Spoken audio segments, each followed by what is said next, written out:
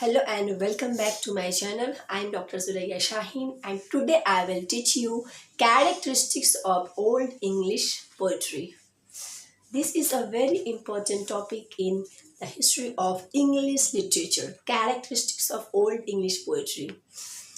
Old English poetry is the earliest form of poetry. Old English poetry is the earliest form of poetry in English literature which dates from 5th century to the 11th centuries. यानी old English poetry जो है वह earliest form of poetry है जो कि 5th century से 11th century इसका date माना जाता है. We find the old English poetry coming out of 4 manuscripts, that is Versilei, Beowulf, Exeter, and Junius manuscripts, and these are the collection of Old English religious poems and sermons. यानी कि old English poetry जो है वो mainly 4 manuscript से यह emerge होता है. जो कौन सा है? 4 manuscripts, Vercelli, Exeter, Beowulf and Junius. ये चारों आप याद रखना है. तो जो ओल्ड इंग्लिश पोएट्री है वह क्या है? Old English poetry, these are the collection of these are manuscripts, Versilei, Exeter, Beowulf and Junius. These are collection of Old English religious poems and sermons. क्योंकि पहले के टाइम में क्या था, ओल्ड टाइम में जो पोएम होता था वो एक्चुअली कहाँ से इमर्ज होता था ये आपको जानने की ज़रूरत है. तो यह इमर्ज होता था रिलीजियस कंटेंट से, religious poems or sermons से. So there are over 90 riddles in the Exeter manuscript. Okay.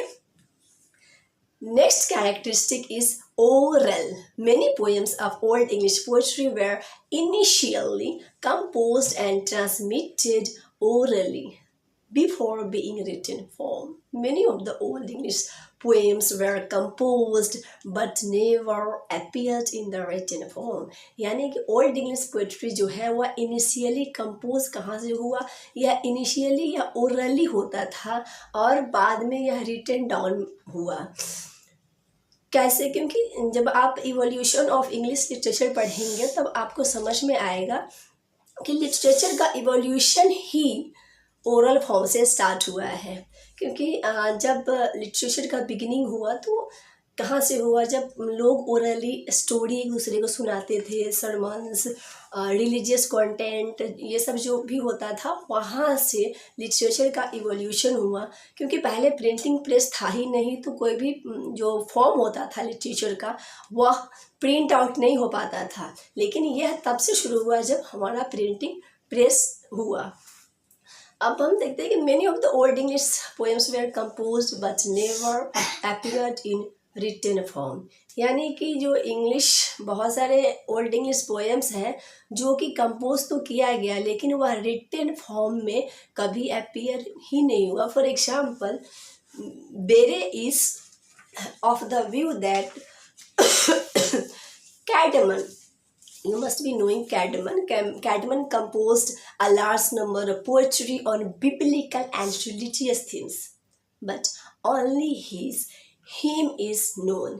यानी कि बेरे का कहना है कि कैडमन ने बहुत सारे पोएट्री को लिखा बिब्लिकल और रिलीजियस थीम्स पे, लेकिन उसका जो है सिर्फ हीम ही जाना जाता है. Clear? Next characteristic is elegies. In general sense, elegies lament the loss and death of some particular person, but the Old English elegies varies in that sense because Old English elegies were written in the form of dramatic monologues where the speaker expressed his mental state, a sense of loneliness, suffering, separation, and consolation. मतलब ये जो elegy जो है वह general form में क्या होता है? लिमेंट करता है किसी लॉस का, डेथ का, किसी सब पर्टिकुलर पर्सन का. लेकिन ओल्ड इंग्लिश एलेजी जो है वो थोड़ा सा डिफरेंट है क्योंकि ओल्ड इंग्लिश एलेजी जो है वह ड्रामेटिक मोनोलॉग के फॉर्म में लिखे जाते थे जो कि एक्सप्रेस करता था मेंटल स्टेट को, सेंस ऑफ लॉनलीनेस को, सफरिंग को, सेपरेशन को, कॉन्सोलेशन को, right. So the speakers in the old English elegies remain indulged in search for consolation, but often in religious thoughts. For example, the speaker in the Elysaic poem, The Wanderer, is without anyone, who feels loneliness and undergoes depression and is in a kind for consolation to overcome his lost situation. Means wanderer जो है the wanderer, यह एक तरह का old English poetry है जिसमें क्या है, उसमें जो स्पीकर होता है वह लॉनलीनेस फील करता है और डिप्रेशन में चला जाता है और वह सर्च करता है कंसोलेशन को, ताकि उसका जो लॉनलीनेस है, डिप्रेशन है, एंग्जाइटी है, वह दूर हो जाए. अब नेक्स्ट एलिजी है ओल्ड इंग्लिश पोएट्री में, the elegy the seafarer, the wife's lament and Wulf and Eadwacer. ये सब आपको ध्यान में रखना है. This are the part of old English elegies and they are based on elegiac themes of transience of life, loss and lamentation. यानी old English poetry में जो एलिसीज माना जाता है वह है seafarer, the wife's lament and Wulf and Eadwacer. इसमें theme है वह ट्रांजिएंस ऑफ लाइफ है, लॉस है एंड लेमेंटेशन है. Clear. Next characteristic is themes of old English poetry. Old English poetry was mainly concerned with the themes of clash between pagan and Christian worldview, loss, sin, heroism, religious and secular, having ancestral heroes. यानी old English poetry का जो theme होता था mainly वह clash होता था किसके बीच, pagan and Christian world view के बीच. और इसका अदर थीम जो होता था वह लॉस है, सीन है, heroism, religious and secular themes, right? So old English poetry reflected history, belief system, battles and heroic ideals of early Germanic societies. Many of the old English poems like Beowulf focus on heroic deeds and battles. The next is The Dream of the Rood. That is a visionary poem which discusses the cross of Christ, and other poems such as The Wanderer and The Seafarer explore the themes of loneliness, displacement and transience of life. So overall मिलाकर अगर हम short में बात करें themes की old English poetry की, तो इनकी थीम जो है वह होता है religious, secular, scene, heroism, consolation, depression and anxiety, search for identity and transience of life. Clear. Next characteristic is meter and verse structure. Old English poetry is characterized by a distinct linguistic and metrical pattern, which typically uses a four-stress line with a caesura. So the line is divided into two halves. Line is divided into two halves and each with two stressed line. यानी कि जो metre और verse की बात करें तो old English poetry का यह डिफरेंट लिंग्विस्टिक और मैट्रिकल पैटर्न है जिसमें फोर स्ट्रेस आपको देखने को मिलता है. Line with a सेजूरा. सेजूरा आपको पता है लिटरेरी डिवाइस है. अगर आपको नहीं पता है you can visit my channel. मैंने सारे लिटरेरी डिवाइस और टर्म्स पे मैंने बना चुके हैं videos. So in caesura the line is divided into two halves and each with two stressed syllables. And next, if I talk about meter and verse structure, then in Old English poetry it was written in alliterative verse, which refers to the use of repetition of same consonant sound beginning of the verse for two or more words in the same sentence. यानी कि आपको alliteration काफ़ी देखने को मिलेगा old English poetry में. अब alliteration क्या होता है? अलिट्रेशन में जो होता है वो रिपीटेशन होता है बिगिनिंग साउंड का जो कि होता है consonant, right. So, in a text using alliterative words such as Beowulf, the alliteration becomes the structure of poem and is sustained throughout. Okay.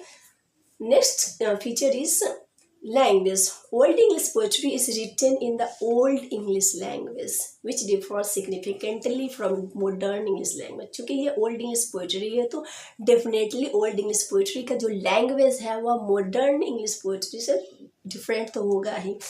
तो यह कैसे डिफरेंट है? Old English poetry uses the old grammatical structure and inflections that are no longer used in modern language. यानी कि old English poetry में कुछ ऐसे grammatical structures और इन्फ्लेक्शंस का यूज किया जाता था जो कि अब मॉडर्न लैंग्वेज में यूज नहीं किया जाता है. जैसे आप बहुत सारे पोएम सोनेट्स वगैरह जैसे शेक्सपियर का अगर आपने पढ़ा है तो क्या यूज़ करता है, या चौसर का अगर आपने पढ़ा हुआ तो दाउ, दी, हैस्ट. अब आपको मॉडर्न इंग्लिश पोइट्री में देखने को मिलता है क्या? नहीं मिलता है, क्योंकि मॉडर्न पोइट्स जो है वो मॉडर्न लैंग्वेज में लिखते हैं जिसमें उनके वोकेबलरी जो होती है वो मॉडर्न होती है. ये ध्यान आपको रखना है. Okay. Next characteristic literary techniques. Old English poetry is also characterized by the unique use of literary techniques and devices such as alliteration, kennings, litotes, enjambment and variation. यानी कि आपको ओल्ड इंग्लिश पोइट्री में unique literary techniques और devices देखने को मिलेगा, जैसे केनिंग्स है, एंजाम्बेंट है, लिटोटीज है, वेरिएशन है. जैसा कि आपको पता है लिटोटिस क्या होता है, मैं ऑलरेडी लिटरेरी डिवाइसेस वाली वीडियो में बता चुकी हूँ कि litotes means using double negative to create emphasize. यानी किसी सेंटेंस में डबल नेगेटिव का यूज़ होता है उस चीज़ को, कैरेक्टरिस्टिक को एम्फेसाइज करने के लिए. For example, if I say he is not bad means I want to say he is good. तो हमने क्या किया कि हमने डबल नेगेटिव का यूज किया तो ये हो गया litotes. Okay. Next is old English poetry also uses variation which refers to the use of a large number of different words for the same thing और concept, thus elevating it as a concept and highlighting its importance. For example, Beowulf implies many different synonyms and kennings for kind, a lord and king, for god and for the castle or hall. So finally, in old English poetry we find no stanzas or rhyme scheme. Old English poetry varies from the modern poetry in the form of stanza and rhyme scheme. Unlike much modern poetry, old English poetry was mostly unrhymed and not typically divided into stanzas. Thank you.